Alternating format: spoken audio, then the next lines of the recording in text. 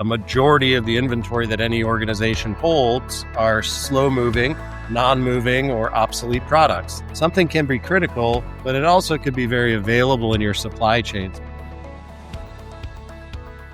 Hello, and welcome to Speaking of Supply Chain, where we explore trends, current events, and innovations impacting the logistics and supply chain industries. I'm your host, Ellen Wood. Maintenance, repair, and operations supply chains often suffer from chronic inefficiencies, disconnected data, redundant inventory, and fragmented procurement practices that drain resources and erode competitive advantage. Joining me today to explore how businesses can achieve clearer visibility, optimized inventories, and stronger supplier relationships is Paul Noble, CSO and co-founder of Verusen. Welcome, Paul. Thanks for having me. Looking forward to taking a deeper dive into this often overlooked part of the supply chain. Agreed. So before we get started today on MRO supply chains, let's take a moment to get to know you a little bit better. So our icebreaker question for today is, what is the best dish you can cook? Yeah, love to cook, break away from the grind and spend some time there. So I would say it's not any specific dish, but living in Atlanta, we have pretty good year-round weather. And so I have nice green egg smoker and Blackstone griddle top setup that I like to play around with as much as I can. And so, from smoking all different types of things, we've tried just about everything at this point, and grilling. It's always my contribution to the meal or the event or get together. Oh, that sounds fun. And especially in the summertime, what is better than cooking outdoors and just getting to enjoy? Well, I don't know. In Atlanta in the summer, maybe not so much. You take your grilled food inside to eat. It gets a little steamy. But certainly a big part of what I like to do and a big part of our culture here at Verusen. We even have a specific channel on our Slack called Hungry, where everyone posts what they're making or what they've eaten. And it's one of the favorites for sure. Yeah, I could see that. That would be a lot of fun to collaborate with your colleagues and exchange recipe ideas. We have an office potluck once a month. And so everybody just brings something in, and we have a lot of international colleagues. So we get a lot of different tastes from around the world. That's a lot of fun. I also love to cook, and I don't know that it's the best thing I know how to cook. I do a lot of Italian and Asian food. We have a fantastic international grocery here in my neighborhood, and I'm able to find and source ingredients that normally, you wouldn't even consider looking for in a regular grocery store. So that's a lot of fun. Those are two of my favorite types of food. This weekend, I'm actually making an Italian dish from an old cookbook that my dad gave me. It was one of his cookbooks. He gave me my love of cooking and love of food. And it's an old, I don't even know if people know who he is anymore. Jeff Smith. He used to have the TV cooking shows back in the 80s when it was him and Julia Child and pretty much no one else on PBS. And there's a recipe out of one of Jeff Smith's cookbooks, his Italian cookbook, that I'll be making this weekend. And it's a chicken roulade, and it looks really basic, but it sounds like it's going to be really, really good. So I'm looking forward to it. Those are some of the best dishes, right? I mean, if I'm talking Italian, and regardless of what level of restaurant, 3-star, 4-star, Michelin rated, whatever you want to say, I'll always gravitate to a good spaghetti and meatballs dish. You can't go wrong. Yeah. As much fun as it would be to talk about food all day long, that is not the topic of our conversation today. Today, we're talking about MRO supply chains. And these have historically just been overlooked. They were just part of, the cost of doing business. They weren't really seen as anything such as a revenue driver or, anything really. It was just a need. Whatever you need to do to keep things up. Yeah, a necessary evil. So talk to us about your approach to some of those common MRO challenges. We talked like redundant inventory, fragmented procurement, siloed operations. What does that look like from your perspective? Yeah, and it's not too dissimilar to how supply chains were looked at overall up until, the pandemic era, where supply chain became a great competitive advantage, and organizations began investing in technology across their supply chain overall, because it's all about really understanding where you're at, what levers you can pull to move to the right balance of working capital without introducing risk. And so, from an MRO perspective, it's certainly you know, that bucket, right? Most organizations, based on the challenges they have with systems and data, the processes of individuals working together, we often say that MRO takes a village, because you have maintenance and operations, you have procurement, you have finance, and all of it's there to make sure that you're, producing whatever product that you go to market with. And so, bringing those together and giving an organization full visibility of where you're at, but what opportunities there are in the data, presenting it to people, allowing them to align and break down, solution and just organizational silos, really helps set a target and drive transformation in this area of supply chain. And so, that's what we do for our customers. And, when I founded the company, really saw it as an opportunity where organizations are blocked by dirty and untrustworthy data. So if I can't trust the data, how do I trust the outcomes? You can't. So we plug in and give that full visibility, but also bring trust in, what we've trained from a very purpose built AI solution that can read data, but then also present it to the outcomes that matter for organizations. So it's this combination of, what do we see in the data? What do people know that they would never put in an ERP or an EAM or procure to pay system, which is a lot, that goes into our ability to understand, why do I inventory something and where, and then why do I buy and where from, so that you can really control that cost, and then, really get to a better target of where the company should be from a uh, working capital and risk perspective. Absolutely. And I think that has its basis in any supply chain project, is getting that data, that first data, because you can't do anything else unless you have a complete and accurate vision of the as is situation. And how do you ensure accurate data capture from the beginning? Is it just a matter of, sitting down with them and saying, look, you have to make sure you have clean data. I don't care how clean you think it is, it's not enough. Yeah, sure.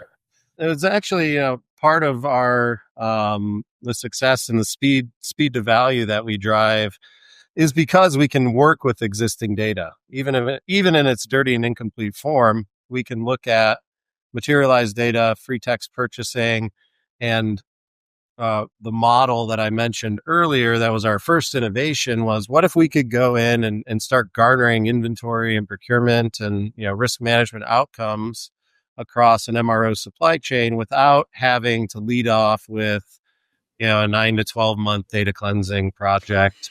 And so the Verusen material graph is now the world's largest MRO knowledge base, where we've controlled the training so that when we go in, we can read this data very accurately out of systems of record, whatever Frankenstein the organization's running, and give it a brain, and then start saying, hey, these are opportunities that, low hanging fruit that you can take up advantage of. That goes with, setting proper min max levels at an item level, at a facility level, but then also opening up opportunities to run network scenarios. Ultimately, we want to give a full view of what does the organization need that satisfies the item level individual need at the plant level. And that's often very complex and very difficult. But the training that we've done and the amount of data that we've seen immediately gives us trust, so that within a 90-day period, we can light that up and we can start getting to work with our customers, and they can utilize us as a partner and a tool to accelerate that execution. So they can see both economic savings, but also operational efficiencies opportunities for process improvement, and that really helps drive a sustainable transformation in this part of the supply chain. Now, I like that you said it integrates with their Frankenstein systems, because that happens over time. Companies invest in different technologies as they're able to, and sometimes it is very customized and cobbled together. It's not an easy plugin, and for the platform to integrate with it very easily and be able to pull that data is so huge. Can you share some examples of how you've leveraged the AI portion of that for that inventory and predictive maintenance?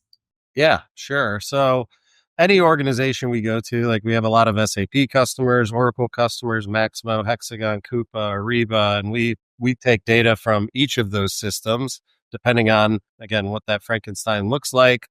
We've built in, simple processes so that it's not your traditional software implementation where, you agree to buy Verusen and then it takes, 6 to 9 months to, for a custom implementation.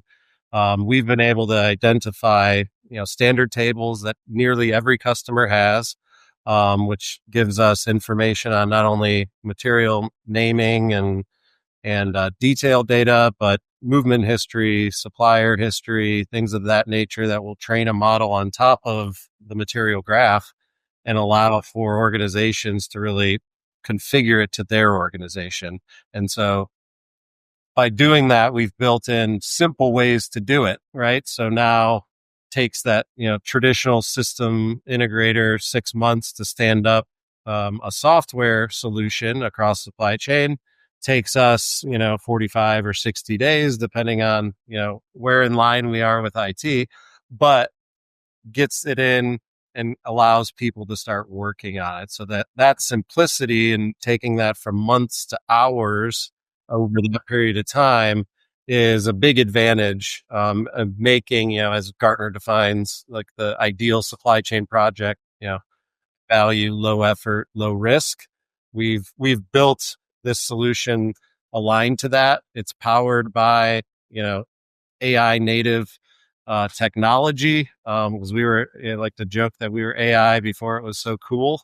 And so that's allowed us to have this foundational intelligence that we're now layering on agents and ways to uncover and remove manual processes in a very transactional part of the supply chain. So it keeps doing more and more for our customers, and more of that will be automated and become, closer and closer to autonomous. Awesome. So let's talk a little bit about supplier relationships, because you mentioned that earlier, specifically like strategic sourcing versus just transactional procurement. You need a thing, you go buy it. Whereas, having that relationship with suppliers ensures you have more importance in their eyes. Sure. It raises your stature just a little bit if there's a strategic relationship there in place.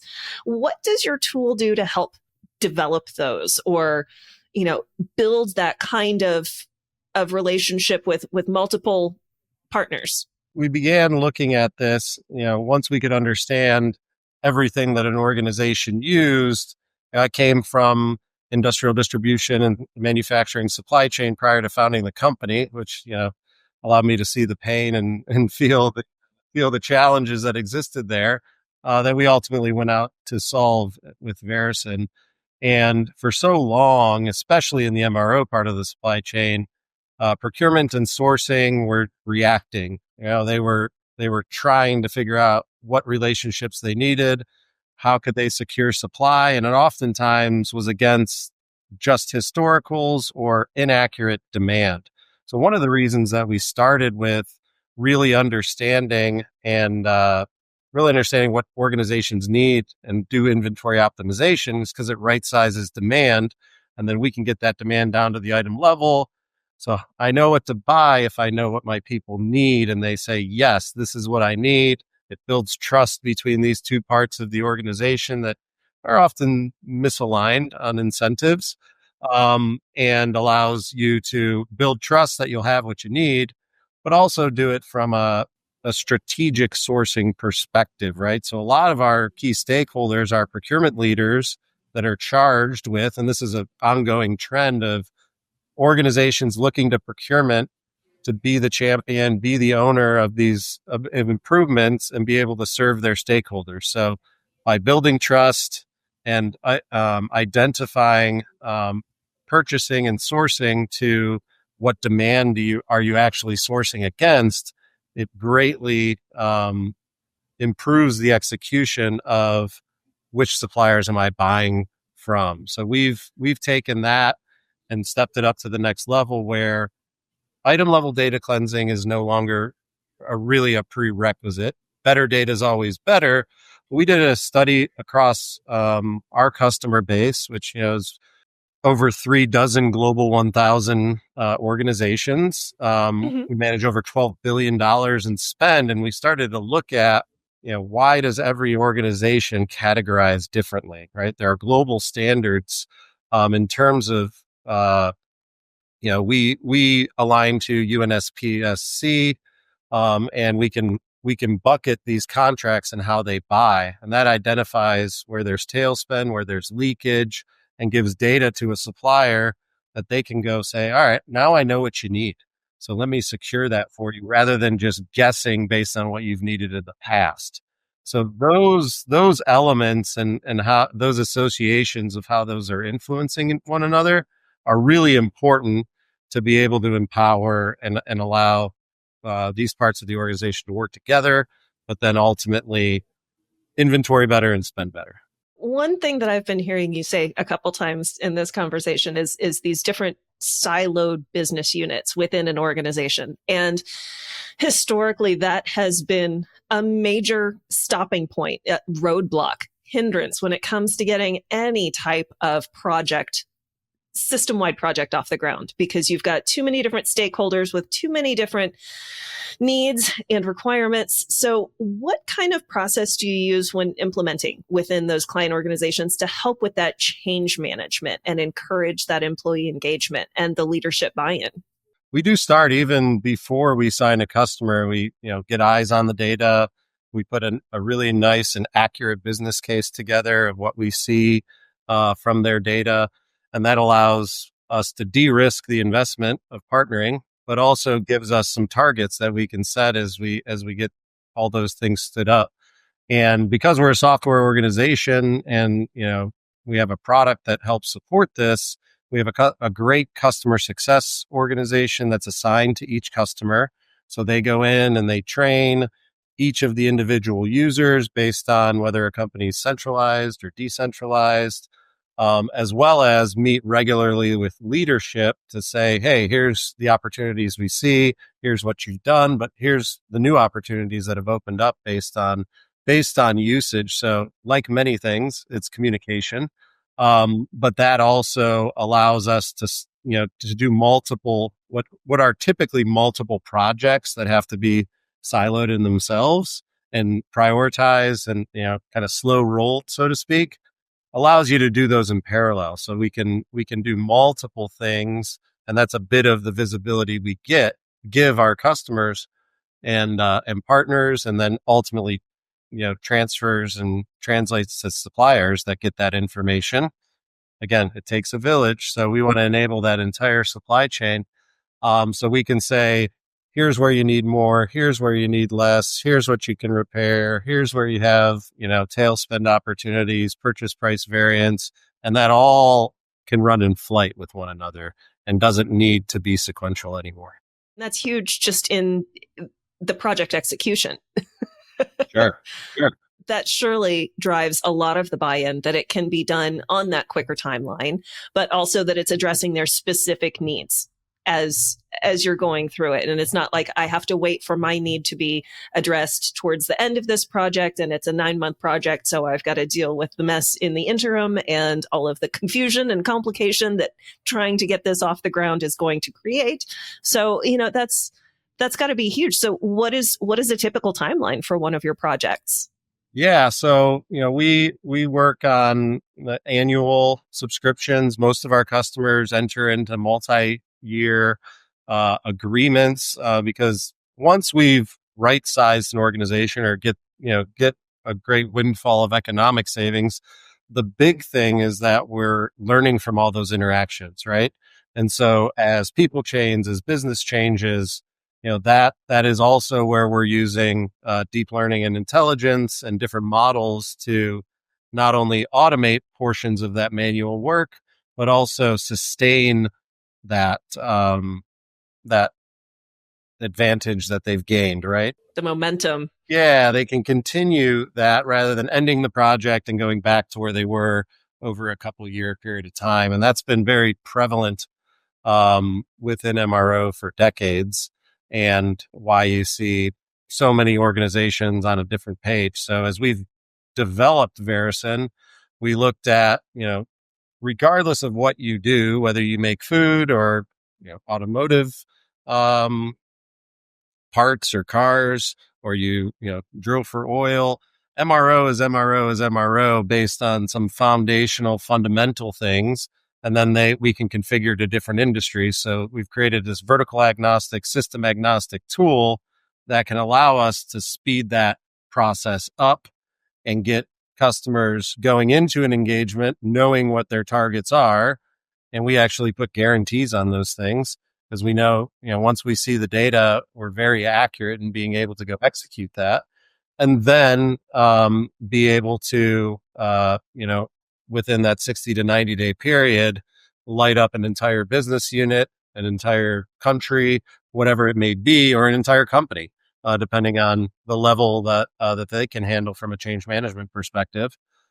All that said, it's a very short speed to value that allows you to either put that to the bottom line or reinvest it in other adjacent projects like EAM or other things like that, where we've been able to partner with different system providers, consultants, so that we're at the table with these different stakeholders internally and externally, really driving the change.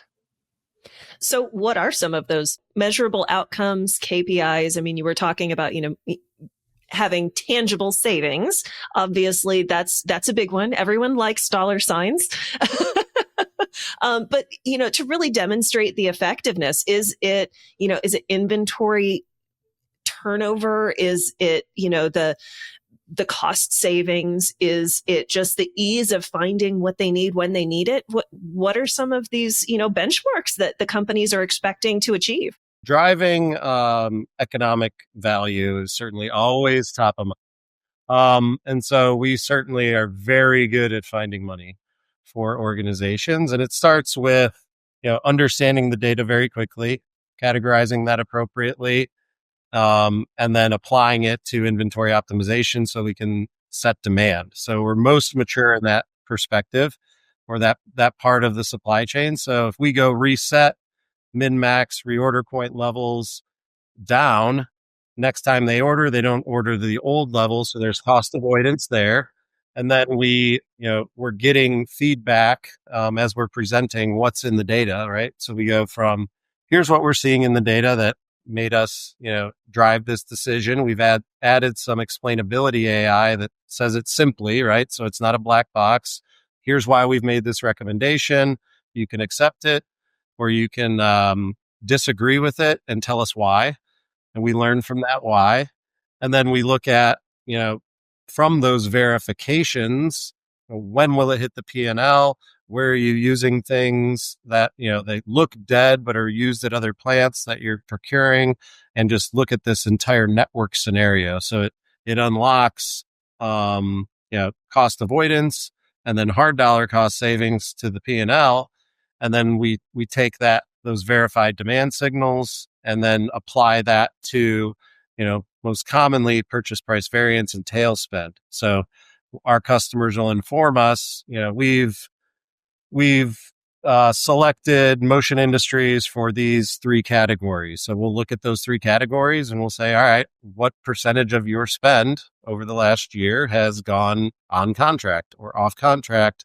And here's how you can, funnel the tail to your strategic suppliers, which empowers them. It's mutual value. So the supplier doesn't know, the user in many cases doesn't know all the things and items that they're spending on and off contract. So by making that visible, it really drives not only inventory and working capital, holding costs and savings, but it also helps drive compliance and cost savings from a procurement perspective. And in many cases, saves a lot of internal resource time having to spin up RFPs arbitrarily just to, you know, oh, we got to put this out to bid so we can get cost savings. That's a really intensive process. And so if we can avoid that, if you like your supplier, but just need to empower them with more accurate information so that they can serve you better, that's what we ultimately want to do across the various MRO categories. Well, it seems just intuitive that given the data-driven approach, this solution is scalable. It could, whether you're dealing with one facility or two facilities, 10 facilities, 100 facilities, scalable is there. But what about adaptability and resiliency with industry shifts or differing client expectations, as time goes on? And I know I'm thinking about it just because it happened, 2 days ago. There's a tornado that came through our community, and, that is a natural disaster that's going to necessitate, the type of, heavy duty repair that's not planned for. So what kind of adaptability does it have, or does it enable for your clients? Yeah, a significant amount. Like one of our most popular use cases or features in the platform is search, right? So it's very, in ERP or EAM or procure to pay, kind of a clunky search experience. And so we identify that most people have uncertainty, over order, or add new materials from, non-strategic sources because they can't find it in their network. So we make it very easy to find what's available in the network in an emergent situation. That could be natural disasters, changes in the market. So they're able to at least see what's available internally before they run a fire drill externally. Additionally, we've been working with a lot of organizations as they bring and stand up new facilities. What assets am I using at these new facilities? Where am I using those assets in my existing facilities? Where do I have things that I can transfer? And on the flip side of that, if I'm shutting down a facility, where can I redeploy things that I already have through my existing facility network so that we're not just going and buying everything for that new asset, right? So it's a combination of those different things, and being able to have that visibility and understanding of the materials at the item level, not just the category level, allows us to do it. So we continue to go deeper and add more layers to it. One AI that we've just released that we're turning into an agent is criticality. So again, we studied our customers, and the data showed that a majority of the inventory that any organization holds are slow moving, non-moving, or obsolete products. They were brought in at some point because these are insurance items. We bought a new asset, whatever. We got to hold these because if we don't have them, it'll go down.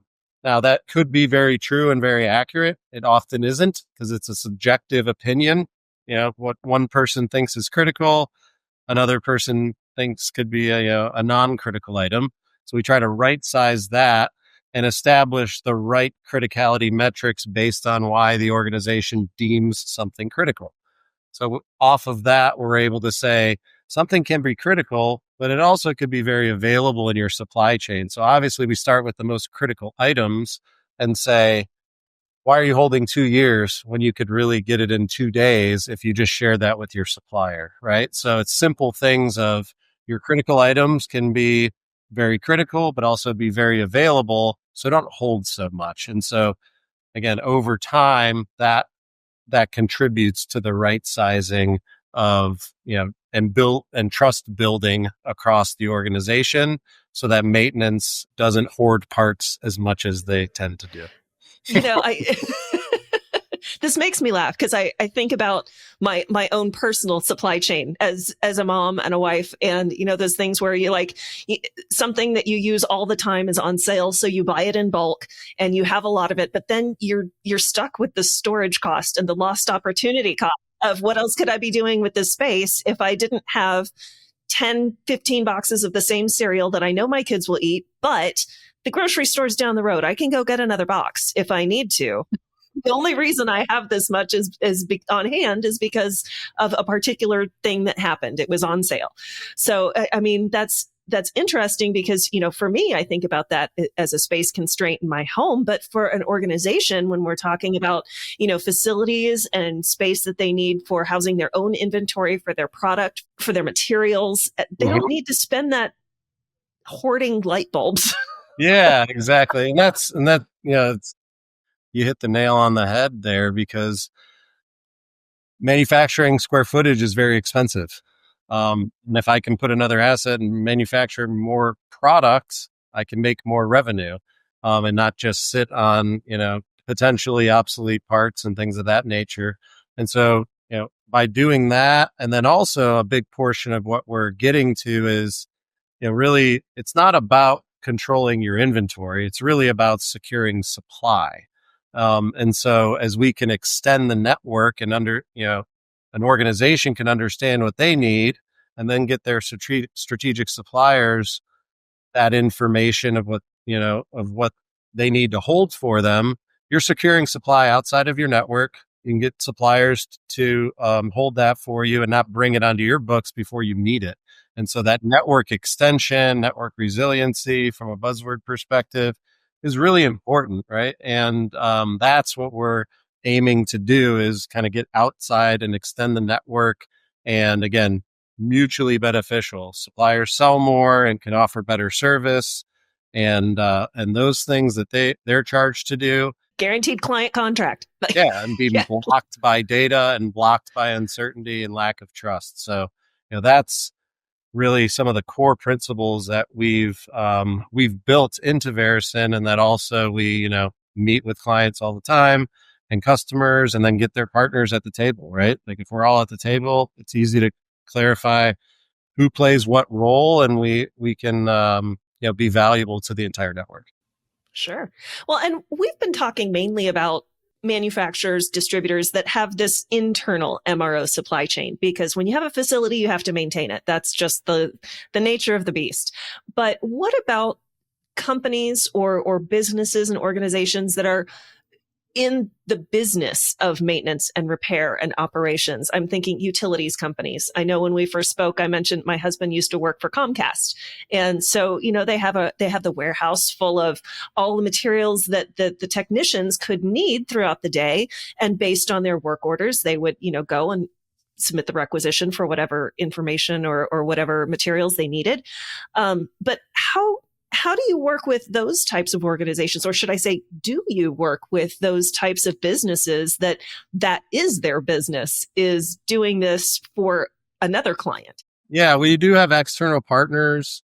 One that we announced recently is a company called ATS. They're a outsourced maintenance organization that can do near-term, short-term, or full-time maintenance services, take over the storeroom. And, again, they're bound by data, what's repairable versus what are you buying new. So we can tell organizations, hey, you're buying all this planned and unplanned maintenance, all these planned and unplanned maintenance parts. You could repair those. That'll help save money and also build predictability into when those things are maintained. So you don't have the surprise outages. And then we also work with, companies that don't produce a hard good, but they produce energy, and they need to keep a grid up and running, or a network up and running, like your example. Where do we have those things across the network, and how can we run the network models for hub and spoke or virtual storerooms, so you don't have to physically move things and keep things central, but where they are. So that's all a component of, additionally, some of the silos and things that we're working on breaking down, because a lot of times those parts of the organization don't really talk to each other from a data perspective, right? No, they don't. It's, I need this. These are the work orders. I'm going to buy everything I need for the work order, without looking internally to say, oh, we already have half of it, right? So then Right. you only complete 60, 70% of the work. You have all this excess. It goes back into inventory, and then you see your holding costs spike. So it's very applicable. And again, something that we support a handful of organizations and partners on.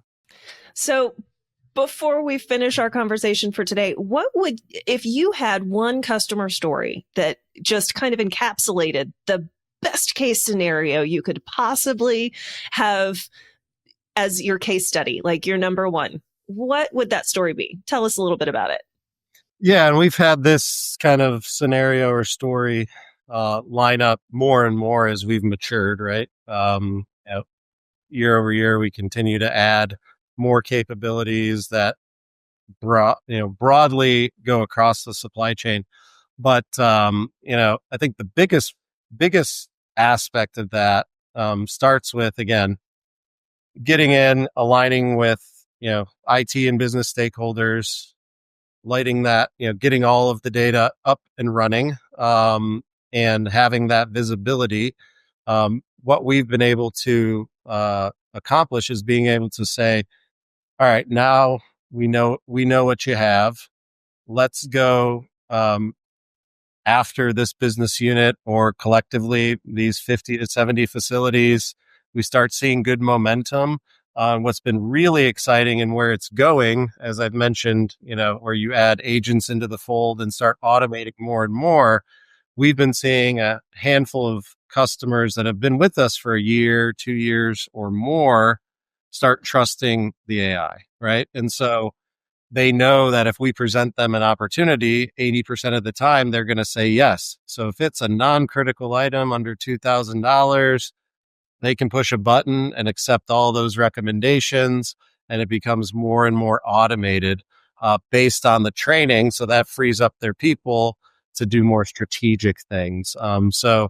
That component is really exciting, and then how that again influences things that we're building for the procurement stakeholder that can help manage that side of the house more effectively. We support them very much today, but there's a handful of these types of stories where it's great because trust is central to everything we do. Empowering people is a big component of what AI is, the place it's going to have in the supply chain. And we're seeing that come to fruition with the trust of, I trust Verusen to just make the recommendation and we'll take it without poor outcomes and stockouts and things of that nature. Thank you for that. So it's clear this conversation is just really beginning, and I look forward to seeing all the things that you guys are coming up with as you continue to innovate and improve your platform for your clients. Thank you so much, Paul, for joining us today, sharing your insights. Appreciate the opportunity and enjoy the conversation. Look forward to doing it again sometime soon. Of course. To our listeners, if you found today's episode valuable, please be sure to share Speaking of Supply Chain with your colleagues. Follow us wherever you get your podcasts. And until next time, keep that inventory moving.